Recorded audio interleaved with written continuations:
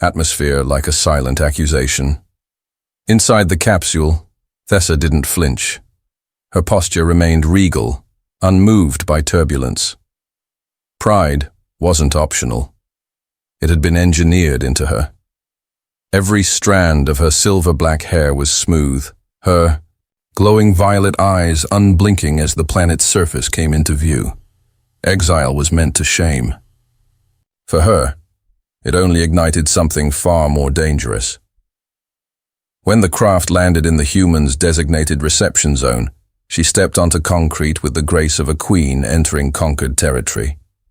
Her boots made no sound, though the silence around her screamed judgment.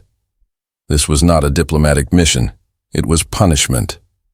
Kale waited near the landing pad, wearing Earth's casual uniform, jeans, jacket, a smirk that didn't reach his eyes. The official files had described him as civilian liaison, but the amused tilt of his brow suggested he wasn't particularly fond of this assignment either.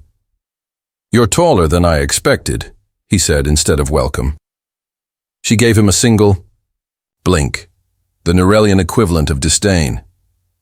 "And you are exactly as undisciplined as your reputation." He gestured toward his vehicle with a shrug. "This way, Your Highness." That title, revoked by her own council, stung less than it should have. She followed, her posture flawless, expression unreadable. The hovercar was primitive by Varelian standards, inefficient, loud, clumsy. Yet he whistled a tune as if it was the most natural thing in the world, completely at ease with her silence. The residence was modest, constructed with organic materials that breathed strange scents into the air. Wood, citrus, heat. She stepped inside without asking. "You'll be staying in the spare room," he said, setting her loan case down. "You can decorate if you want, or don't." Human living spaces lack symmetry. Symmetry's overrated. Try comfort. She didn't reply. Her eyes scanned the walls, the art, the scattered books and warmth in colors that defied the sterile efficiency of her homeworld. Emotion bled from every corner here. He lived like he wasn't ashamed of it. Later, she unpacked in silence, placing a few strictly permitted belongings on the smooth wooden surface near her bed. Her fingers hovered over a small data shard, the last memory she'd archived before. Exile, but she left it untouched. The door creaked. He leaned against the frame, arms crossed. "Need anything?" "I require nothing," she said. "But you want something?" Her head turned slowly. "Desire is an inefficient motivator. And yet you asked to study humans. I was curious. Curiosity was classified as deviant. Then welcome to the land of deviants." He smiled at her, not mocking, not pitying, something gentler. Her body registered a flicker of heat along her collarbone. She froze, eyes narrowing. That reaction wasn't supposed to happen. Kale tilted his head. "Did your skin just—" "Do not touch me," she said sharply, stepping back. "I wasn't planning to." He held up both hands. "Just your skin." It shimmered. "It's a glitch from the atmosphere." Lie. And she knew he didn't believe it. "Well, I guess I'll let you rest, your exile." She didn't correct him. After the door closed, she stared at her reflection in the dark window. A faint glow pulsed across her arms where the warmth had spread. She pressed her hand to the spot, trying to will it away. Contact was forbidden. Emotional bonding, treason, and yet Earth's gravity wasn't the only thing pulling her out of orbit. Rain whispered against the windows, soft but relentless, like a language only Earth understood. Thessa sat motionless at the edge of the unfamiliar. Couch, spine straight, eyes fixed on a point beyond the wall. Her fingers rested on her knees, unmoving, though her skin had begun to pulse faintly in places no one could see. Kale walked past barefoot, damp hair tousled, towel slung over his shoulder. He stopped at the kitchen counter and poured himself coffee, the aroma flooding the small room with something warm and bitter. "You ever sleep, or do Varelians just meditate in a power-saving mode?" I analyzed the structure of your entertainment center, she said flatly. Its design lacks cohesion. He took a slow sip. You stared at the TV for 6 hours and that's your only comment? Humans voluntarily subject themselves to emotional overload through artificial storytelling, fascinatingly self-inflicted, fascinatingly judgy. Her gaze flicked toward him. You laugh inappropriately during tense narrative sequences. And you stare like you're waiting for the screen to apologize. She looked away first. His victory, though slight, was obvious from the twitch of amusement tugging at his mouth. He turned back to the coffee machine, unfazed by the silence that followed. Thessa stood without warning and moved toward the bookshelf. She ran a hand along the spines, tracing letters she didn't recognize. One of them crackled softly beneath her touch, the old paper reacting to the charge in her skin. What does grief mean? Kyle paused mid-sip. That's a heavy word to start with. I encountered it multiple times during your media. No direct equivalent exists in Varelian lexicon. He set the mug down. It's what happens when you lose something important. Someone, usually. Her hand lingered on a faded hardcover. And humans willingly seek stories that cause this sensation. Sometimes feeling something, anything, is better than feeling nothing at all. Thessa's fingers curled slightly against the book's edge. I was taught the opposite. Figured. He joined her near the shelves, close enough that she could smell his skin, soap, citrus, something else beneath it that didn't belong to any formula. She didn't move. His proximity disturbed nothing in the air but everything. Inside her, you glow when you're angry. Did you know that? He said quietly. That is not a confirmed correlation. What about when you're curious? Speculation. And when I get too close? She tilted her head, refusing to step back. What do you observe now? He met her eyes without flinching. You're lighting up. Her breath caught. Not visible, not audible, but it echoed inside her like a dropped stone. The glow across her shoulders deepened, delicate and gold-toned, as if her body was betraying secrets her mind had yet to form. Kyle didn't touch her. He reached past her instead, removing a worn novel with a cracked spine and handing it over. Try this one. It's messy and beautiful and nobody's efficient. She hesitated before accepting. The cover was soft, worn from years of holding. She didn't understand why that mattered. Still, she took it to her room, holding it like it might vanish. That night, she read until her eyes burned. Lines about longing, chapters filled with unspoken promises and words too fragile to be scientific. The sensations stirred beneath her skin, surfacing with a frequency she couldn't control. Her fingers trembled when she turned the final page. In the dim silence, her hand hovered over the center of her chest. A soft shimmer responded. By morning, she didn't speak when Kyle passed her in the hallway, but her hand brushed his sleeve. Barely. Not enough for contact. Enough for sensation. He glanced back. Accidental? Statistical anomaly, she murmured. Sure, he said, and smiled like he knew it was a lie. Her skin shimmered again. This time, she didn't look away. The air felt heavier that morning. Not with weather, but with everything unspoken between them. Kale moved around the kitchen with unusual silence, setting plates, cracking eggs, heating bread. The scent filled the space, but Thessa barely noticed. She stood by the window, one palm resting on the glass, watching condensation pool beneath. Her fingertips. She had dreamed again. This time not of data or blueprints or court-mandated protocol. Instead, flashes of soundless laughter, his hands reaching for hers in the dark, a warmth that had no scientific measurement. It lingered long after she woke, stubborn as static. Kyle cleared his throat softly. I made extra if you're hungry.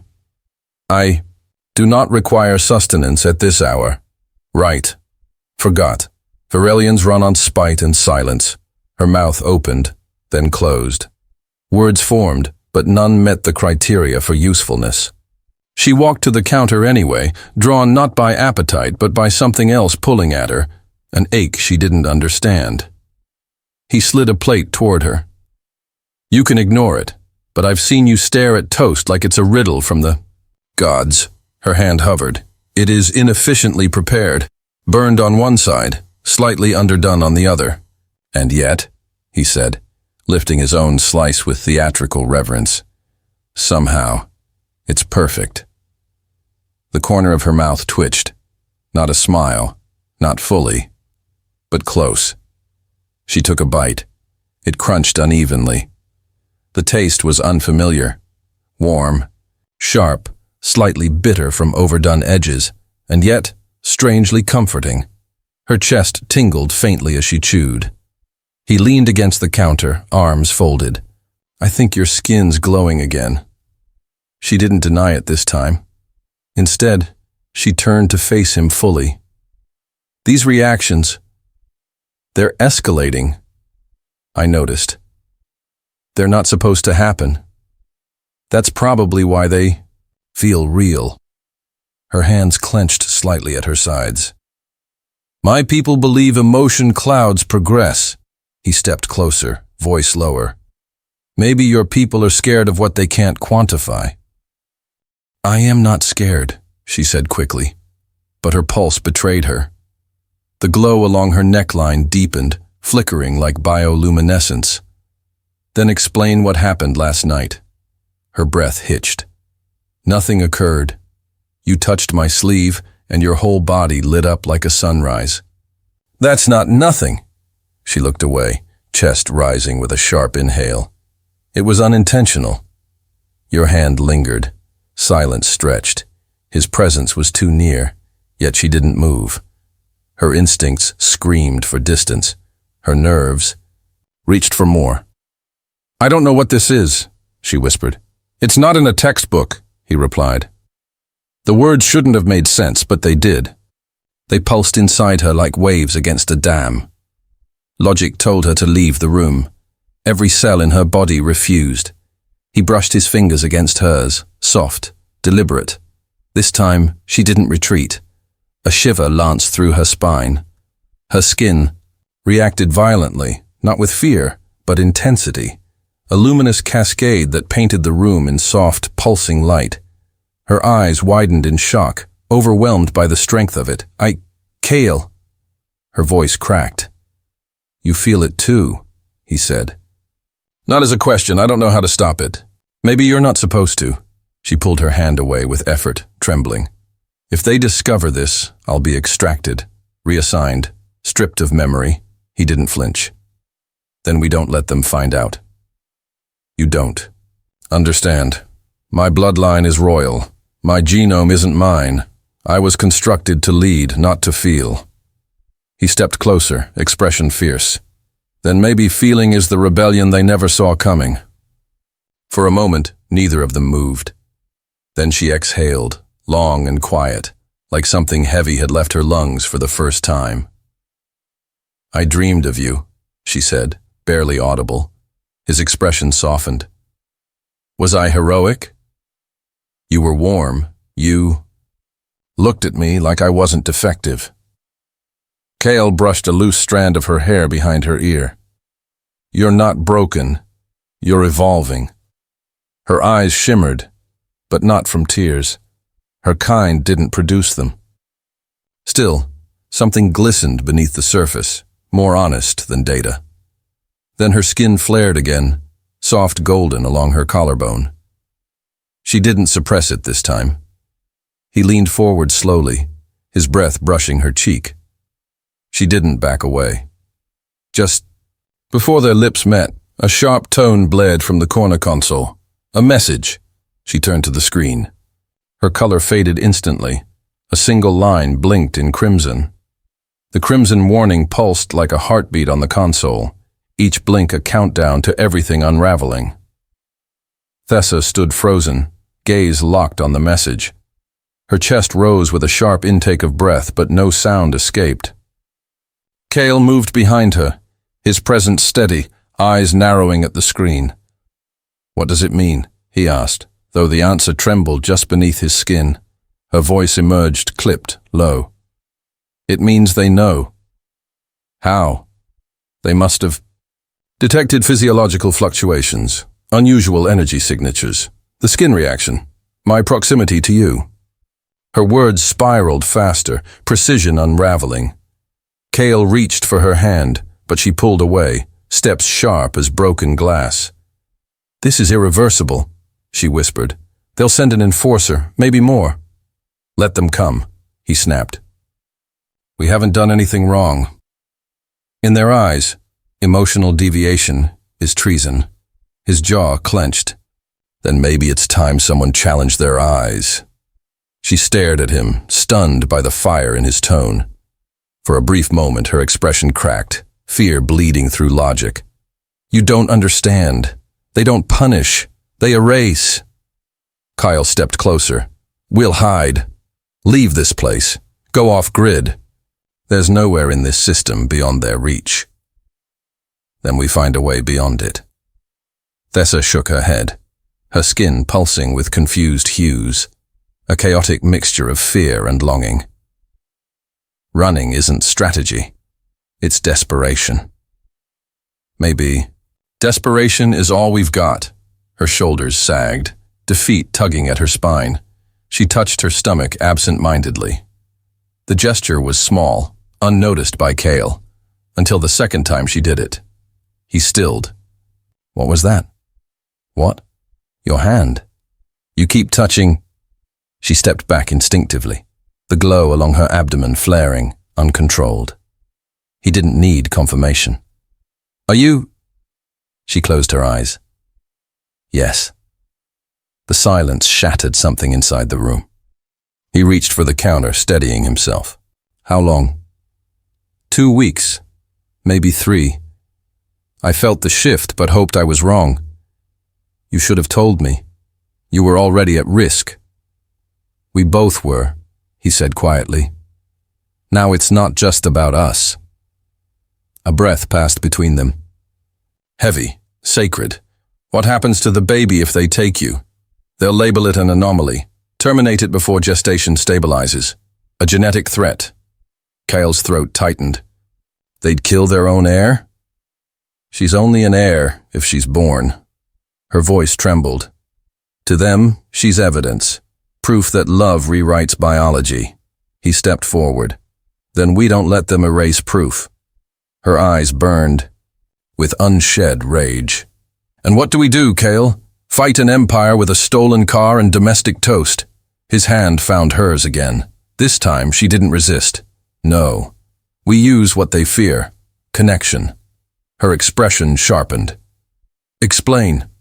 You said their control depends on isolation, obedience, fear. Yes. So we turn the tables. We broadcast, expose everything. Let your people see what they've forbidden. You want to weaponize my rebellion. I want to free you. Her skin shimmered slowly, steadily now, not panicked, not chaotic, just alive. We'd need a secure channel, encrypted relays, interference dampeners. He grinned. You're planning. I'm adapting. Same thing. Within hours, they converted the back room into a makeshift command center. Cables slithered across the floor. Interfaces flickered. Alien tech merged with human improvisation. She calibrated transmission frequency while he aligned portable power sources. Adrenaline laced through every movement. By nightfall, they were ready. Once I speak, she said, adjusting the audio node, they'll trace me. Make it count. She stood before the lens, breath even, posture regal. Her skin glowed with steady amber light as the transmission began. To my people, she began, her voice like a blade wrapped in silk. You taught me to lead with logic, to dismiss feeling. You built a world on efficiency and erased anything that contradicted it. She paused, placing a hand over her belly. But something changed. I did. Images bloomed behind her. Kyle's face, her glowing reactions, the gentle brush of their hands, the books, the laughter, the shared silence. Proof. I was sent here to be corrected. Instead, I discovered something dangerous, beautiful, real. Her skin blazed like a comet. I'm carrying a child, not an error, a bridge. The feed spread faster than fire across dry grass. Thousands tuned in. Her people saw colors they were never meant to feel. Then came the tremor, outside. A ship had entered Earth's upper atmosphere. "They're coming," Kyle said, checking the sensors. She turned toward him. "Then let them witness who I've become." The sky cracked open with blue fire as the Varelian vessel descended. Its surface gleamed like liquid steel, seamless and sharp, humming with suppressed energy. Trees bowed beneath the force of its landing. The air shivered. Earth itself seemed to hold its breath. Thessa stood in the clearing, hair swept back by wind, eyes locked on the ramp lowering from the vessel's belly. Her skin glowed faintly, not from fear, but resolve. Behind her, Kyle waited, jaw tight, fists curled at his sides. He knew what they'd risked. He knew it wasn't over. Figures emerged, 3 of them, dressed in obsidian robes lined with silver, threading, their faces impassive, movements synchronized like machines trained never to falter. One of them, taller than the others, stepped forward. Her voice sliced through the stillness. "Subject Thessa Varelian Prime, you are in violation of Article 17, emotional contamination and genetic breach." Thessa didn't flinch. "I'm no longer a subject. You carry unauthorized life. Your research has corrupted the control model. My research evolved beyond it." The delegate's pupils constricted. "Surrender yourself in the hybrid anomaly. Restoration protocols will be initiated immediately." Kyle took a step forward, but Thessa held up a hand, her voice like thunder beneath silk. "This child is not an anomaly. She is potential. Emotion clouds judgment." "No," Thessa said, lifting her chin. "It deepens perception." The other 2 enforcers exchanged glances, subtle, but not missed. "I have seen love," Thessa continued, "not as weakness, but as an engine for growth. Empathy has given me insight beyond calculation. Passion has shaped possibilities your codes could never predict." The lead delegate raised a device. "You leave us no choice." A sharp tone rang out, one Kyle had heard before, but this time it wasn't a warning. It was a signal. Across the sky, dozens of holograms bloomed like stars igniting.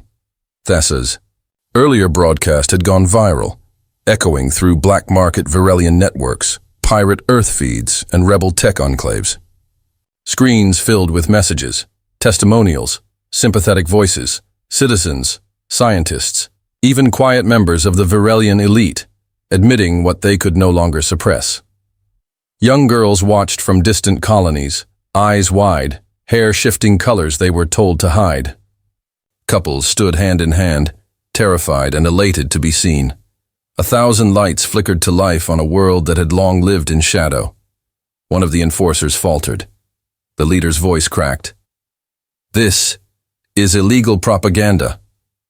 "This is truth," Thessa replied. Kyle stepped beside her, fingers brushing hers. The glow between them wasn't dramatic. It was soft, steady, impossible to fake. "Proof not of rebellion, but harmony. She chose to feel," Kyle said, voice calm. "Now others are choosing too." "You think you've won?" the delegate hissed. Thessa stepped forward. "I haven't won anything, but I've stopped hiding. That's more than you can say." A beat passed. The silence was thicker than tension. It was possibility. The enforcer on the left powered down his weapon. "Our daughters have started asking questions." The other followed suit. "They want to know what colors mean." The leader stared, caught between protocol and realization. "Return with your message," Thessa said gently. "The age of obedience is ending. A new one is beginning." The ship rose in silence, less arrogant this time, leaving a circle of scorched grass and unfinished questions behind. Later, on the balcony of their small home, Thessa lay back against Kale's chest, their hands resting over her stomach. Her skin no longer pulsed in chaotic patterns. Instead, it glowed with the calm rhythm of belonging. She kicked again, Kyle murmured. "She likes your voice," Thessa replied, her own tone softer than ever. "We're not out of danger." "No, but we're not alone either." A soft breeze carried scents of summer rain and wood smoke. The stars blinked above, silent witnesses to transformation. Thessa closed her eyes, listening to two heartbeats, one hers, one growing beneath. She had never imagined this peace, never believed she'd find home in someone else's hands. Yet here it was, raw, imperfect, and indescribably real. Kale kissed her temple. "You changed everything." "So did you," she whispered. Together. Below, in the distance, laughter echoed from new arrivals, others like them, seeking not just sanctuary, but understanding. The rebellion had not ended. It had only just begun. And above them, the stars no longer seemed cold.